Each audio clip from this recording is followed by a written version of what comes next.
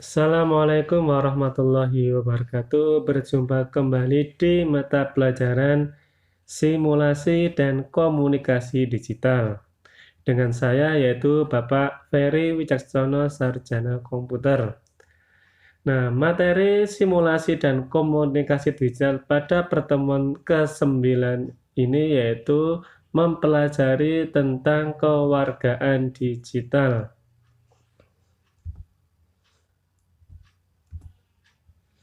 Kompetensi dasar apa yang kita pelajari pada materi kali ini?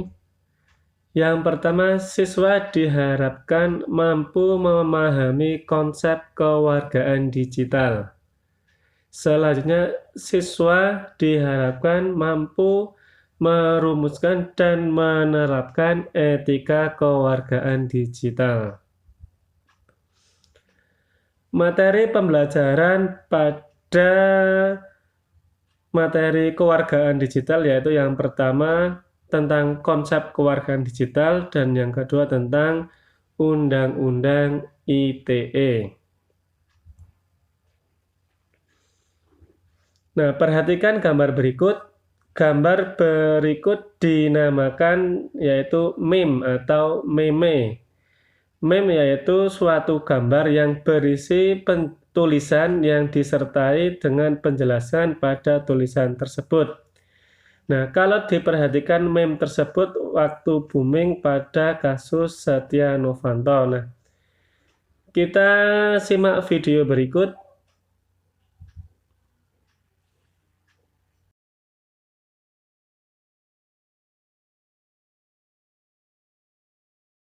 Tim penyidik Siberbareskrim Mabes Polri menangkap satu orang tersangka penghinaan dan pencemaran nama baik Ketua DPR RI Setia Novanto melalui meme yang saat terbaring di rumah sakit. Menurut polisi, pelaku sengaja membuat meme tersebut secara pribadi untuk sekedar iseng tanpa ada suruhan orang. Tim kuasa hukum Ketua DPR RI Setia Novanto mendatangi kantor Direktorat Cyber Bareskrim Mabes Polri, Jakarta Pusat. Mereka ingin mengetahui perkembangan penyelidikan laporan dalam kasus pencemaran nama baik dengan tersangka seorang wanita bernama Dian Kemala Arizik. Dia yang berhasil ditangkap di kediamannya di daerah Tangerang, Banten. Menurut polisi, tersangka melakukan tindakan menyebarkan fitnah dan pencemaran nama baik melalui meme di akun media sosial Instagram dengan nama Dazzling Dian dengan mengunggah foto saat Ketua DPR RI terbaring di rumah sakit pada bulan Oktober lalu. Dalam pemeriksaan, motif tersangka membuat meme dilakukan secara pribadi tanpa ada orang suruhan yang membayar tersangka untuk melakukan penyebaran. Atas perbuatan tersangka yang berprofesi sebagai penari tersebut dicatat dengan pasal berlapis, yakni pasal 310 dan 311 KUHP tentang pencemaran nama baik dan fitnah dengan ancaman hukuman pidana selama 5 tahun. Telah dilakukan penangkapan terhadap. Dari penjelasan gambar dan video tersebut merupakan suatu contoh yang buruk terhadap pemanfaatan media sosial. Jadi walaupun si pembuat itu iseng hanya membuat meme buat lucu-lucuan, tetapi bisa berakibat di penjara. Jadi tetap hati-hati dalam bersosial media. Selanjutnya, pemanfaatan positif terhadap penggunaan sosial media. Misalnya, jika kamu menemukan atau menjumpai suatu jalan yang berlubang, apakah yang kamu lakukan? Berikut contoh positif terhadap penggunaan sosial media. Contohnya, jika kalian menemukan atau menjumpai gambar atau menjumpai jalan yang berlubang, baiknya jika kamu sebagai penggiat sosial media di-upload di sosial media atau di grup-grup. Contohnya seperti ini, ada suatu jalan yang berlubang di suatu daerah di Magelang, kemudian oleh pengguna sosial media tersebut di-upload di grup info 4 kota. Tujuannya apa? Agar dinas terkait atau netizen yang lain dapat berkomentar, kemudian sampai ke dinas terkait agar jalan tersebut ditindaklanjuti atau diperbaiki. Nah, tadi ada contoh penggunaan sosial media yang negatif, kemudian ada contoh penggunaan sosial media yang positif. Selanjutnya tadi saya bilang ada kata netizen. Nah, apakah kata netizen itu atau arti kata netizen? Saya yakin kalian sudah sangat sering mendengar kata netizen. Netizen merupakan warga internet atau seorang pengguna internet yang aktif dalam suatu kelompok tertentu atau pengguna pribadi internet tertentu, itu bisa dinamakan netizen. Nah, apakah kalian seorang netizen? Nah, tentu saja kalian seorang netizen jika kalian pernah membuat status atau berkomentar terhadap suatu status orang lain, kalian sudah termasuk seorang netizen. Lanjut ke materi inti, yaitu tentang mempelajari konsep kewargaan digital. Yang pertama, warga digital. Warga digital adalah orang yang sadar tentang hal yang baik dan hal yang kurang baik, menunjukkan kecerdasan perilaku, teknologi, dan membuat pilihan yang tepat ketika menggunakan teknologi. Selanjutnya, kewargaan digital, konsep penggunaan teknologi di dunia maya, serta norma perilaku yang tepat dan bertanggung jawab atas penggunaan teknologi tersebut. Jadi, warga digital itu orangnya, kalau kewargaan digital berarti konsep penggunaan teknologi di dunia maya yang mengatur norma perilaku. Ada beberapa komponen kewargaan digital, totalnya ada 9 komponen kewargaan digital, tetapi dibagi dalam 3 kelompok. Yang pertama, lingkungan belajar dan akademis. Komponennya yaitu yang pertama akses digital. Jadi setiap warga negara atau setiap orang berhak mendapatkan akses digital atau berhak mengakses internet secara bebas. Kemudian ada literasi digital, kemudian ada komunikasi digital. Selanjutnya yang termasuk dalam lingkungan sekolah dan tingkah laku ada hak digital, etiket digital, dan juga keamanan digital. Dan yang ketiga yaitu dalam luar lingkungan sekolah. Yang pertama ada hukum digital, transaksi digital, dan juga kesehatan digital. Selanjutnya kita mempelajari tentang UU ITE atau Undang-Undang Informasi dan Transaksi Elektronik, dan juga Undang-Undang Nomor 11 pada tahun 2018. Undang-undang ini mengatur tentang informasi serta transaksi elektronik atau teknologi informasi secara umum, mengenai pengaturan informasi dan transaksi elektronik, serta pengaturan mengenai perbuatan yang dilarang. Nah, kalian kan seringkali nonton televisi, kemudian ada beberapa kasus seseorang yang ditangkap polisi karena melanggar Undang-Undang ITE. Yang termasuk pelanggaran Undang-Undang ITE diantaranya yang pertama, pelanggaran hak cipta. Hak cipta ini biasanya seseorang istilahnya membajak atau mencuri hak kreatif orang lain. Nah, hak cipta ini contohnya apa saja?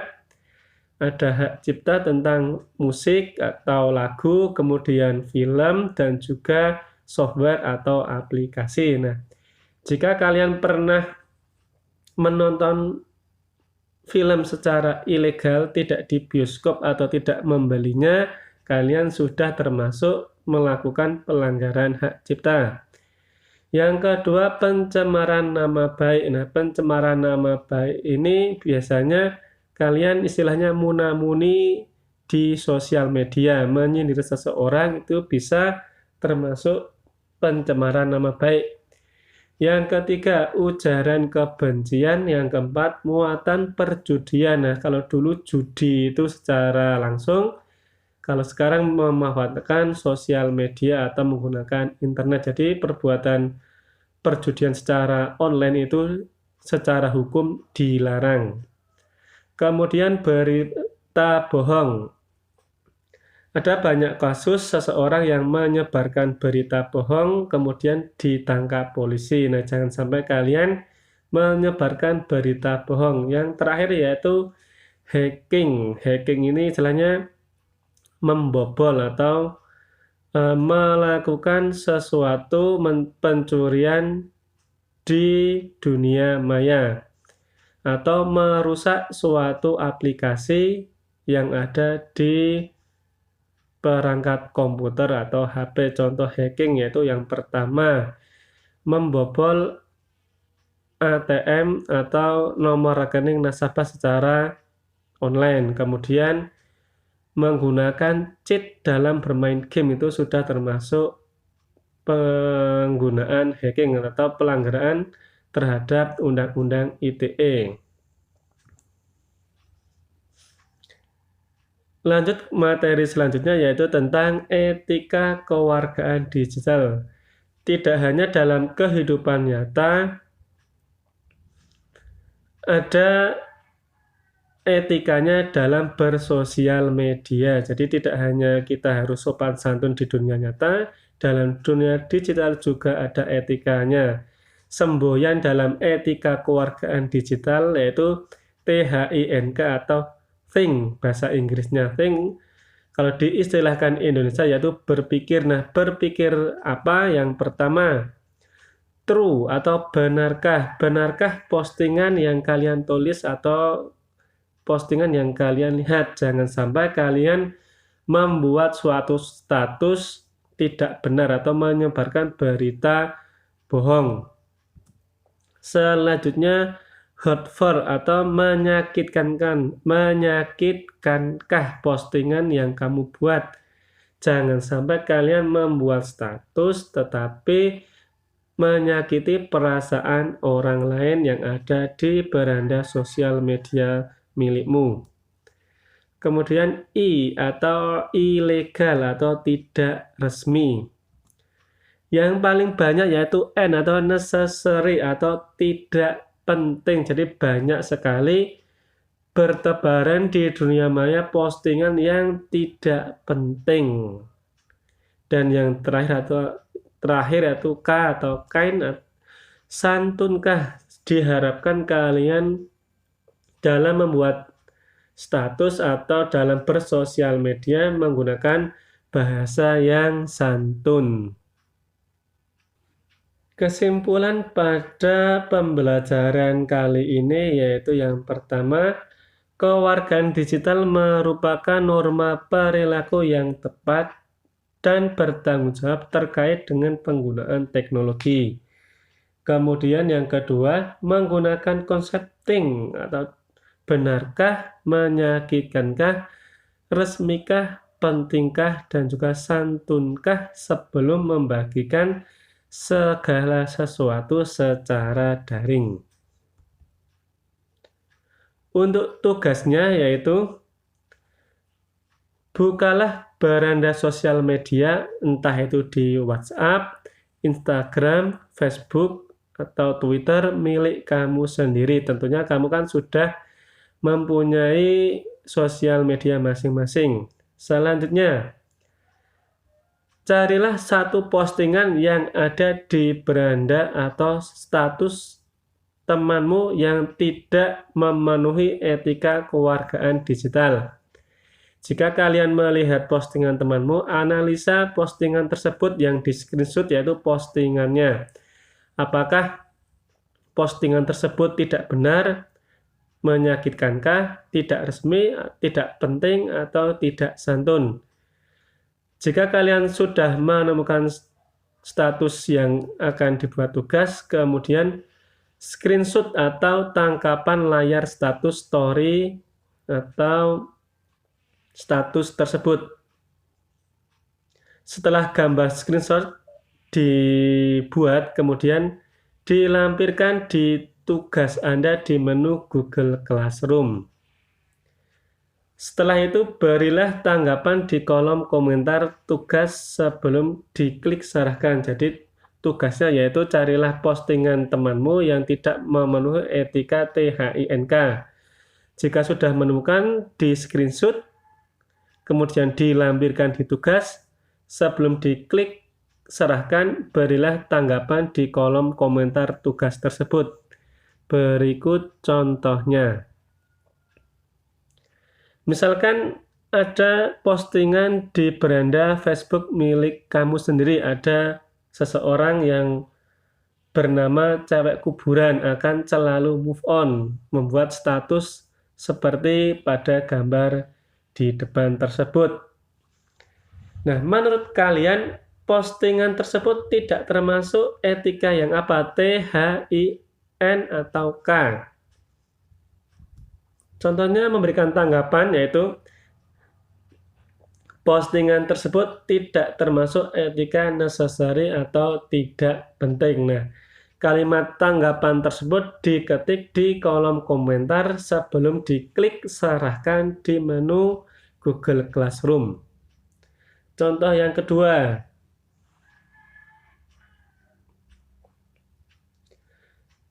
ada status di Twitter yaitu gue pernah nipu perusahaan bus travel, habis pelayanannya buruk banget, gini cara gue nipu.